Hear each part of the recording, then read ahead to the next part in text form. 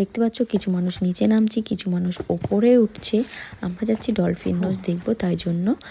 আর আমাদের ভীষণ এক্সাইটমেন্ট কাজ করছিল যে আমরা ডলফিন নোজ দেখতে যাচ্ছি। আমরা নামছি তো হাসি মুখে, কিন্তু যখন আমরা ফেরত এসেছিলাম সবার অবস্থা খারাপ হয়ে গেছিলো। কেউ উঠতে পারছি না, টেনে টেনে কেউ উঠছি, কেউ ধীরে ধীরে বসে বসে। আমি তো বসে বসে উঠছিলাম, কারণ আমার এতটাই কষ্ট হয়ে গেছিলো। রিমিকারও অবস্থা খুব খারাপ হয়ে গেছিলো, টুম্পারও অবস্থা খুব খারাপ হয়ে গেছিলো, সবার অবস্থা খারাপ হয়ে গেছিলো ওইখানে। একটু হাই করে দিতে হয়। আমি কি করে জানবো চলে গেলাম সে অনেক দূর?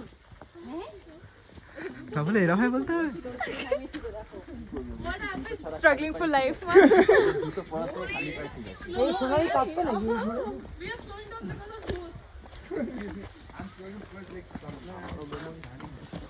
দেখতে পাচ্ছ চারিপাশে অন্ধকার মেঘে ঢাকা শুনশান জায়গা। আর আমরা অনেকটা এক্সাইটমেন্ট নিয়ে নিচে নামছিলাম ডলফিন নোজ দেখার জন্য। অনেকটা ঢালু রাস্তা, অনেকটা রাস্তা পেরিয়ে আমরা এসেছি। আর ভাবছি যে আমি ভুল ডিসিশন নিয়ে ফেলিনি তো বাচ্চাটাকে নিয়ে এসে, কারণ গিনি তো ঘুমোয়নি তখন। তো ভাবলাম গিনিকে নিয়েও যাই। আর আমরা জানতাম না কতটা পথ হাঁটতে হবে, তো গিনিকে নিয়ে আসা হয়েছিল। এখান থেকে আমার মেয়ের প্রবলেমটা শুরু হয়, সেটা আমি একটু পরেও তোমাদেরকে বলছি। তো এই যে এই জায়গাটাই ছিল ডলফিন নোজ, বাট আমরা সেটা জানতাম না। আমরা এর পরে পেরিয়ে এই যে নিচের দিকে আমরা নামতে শুরু করেছি। আর যেহেতু আমার বর আমার মেয়েকে নিয়ে এগিয়ে গেছিলো, ও জানতো না যে ডলফিন নোজ এটা, আর আমরাও জানতাম না। তো নিচের দিকে নেমেই যাচ্ছি। আর কিছুক্ষণ যেতে যেতেই সঞ্জয় বলে উঠলো, আমরা কি আদৌ ডলফিন নোজ পেরিয়ে এলাম না তো? সবার একটু সন্দেহ হলো যে এতটা দূরে ডলফিন নোজ। দেন আমরা সবাই লোকেশন চেক করলাম, চেক করে জানতে পারলাম যে হ্যাঁ, আমরা ডলফিন নোজ পেরিয়ে চলে এসেছি। ক্লাউডের জন্য আমরা দেখতে পাইনি। দেন আমরা সবাই এখানে রেস্ট করলাম। আর আমার বর তো এগিয়ে গেছে, ওকে আমরা ডাকছি যে আসো, ওপরের দিকে আসো, ফেরত যেতে হবে, ডলফিন নোজ পেরিয়েও চলে এসেছি আমরা, এসব বলে ওকে দাঁড় করিয়েছি। তারপর ও ওপরের দিকে আসছে।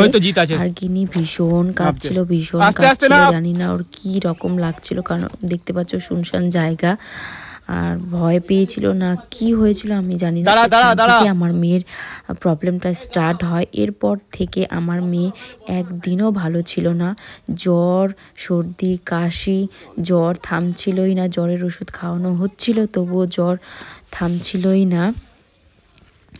তো কিভাবে যে আমি এই কোদাইকানাল থেকে বাড়ি পর্যন্ত এসেছি আর সেটা আমিই জানি।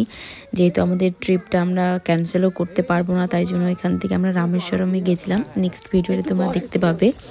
তো যাই হোক, এখানে আমরা একটু রেস্ট করলাম। ডলফিন নোজে কয়েকটা ছবি তোলার পরে আমরা তাড়াহুড়ো করে চলে গেছিলাম এখান থেকে, কারণ এই জায়গাটা একটা খুব ভালো ছিল না, স্পেশালি বাচ্চাদের জন্য, কারণ নেগেটিভ এনার্জি ফিল হচ্ছিল এই জায়গাটাতে। তাই জন্য আমরা তাড়াহুড়ো করে চলে গেছিলাম এখান থেকে।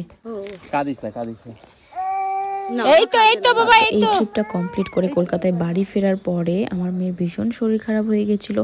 ডাক্তারবাবু বলেই দিয়েছিলেন 2 দিনের মধ্যে ইমপ্রুভ না হলে নার্সিংহোমে অ্যাডমিট করাতেই হবে। তো আমার মেয়ের ভীষণ শরীর খারাপ হয়ে গেছিলো। তো কোদাইকানালে গেলে ডলফিন নোজে বাচ্চা নিয়ে কেউ যেও না, ভীষণ খারাপ, বাচ্চাদের জন্য এই জায়গাটা ভীষণ খারাপ।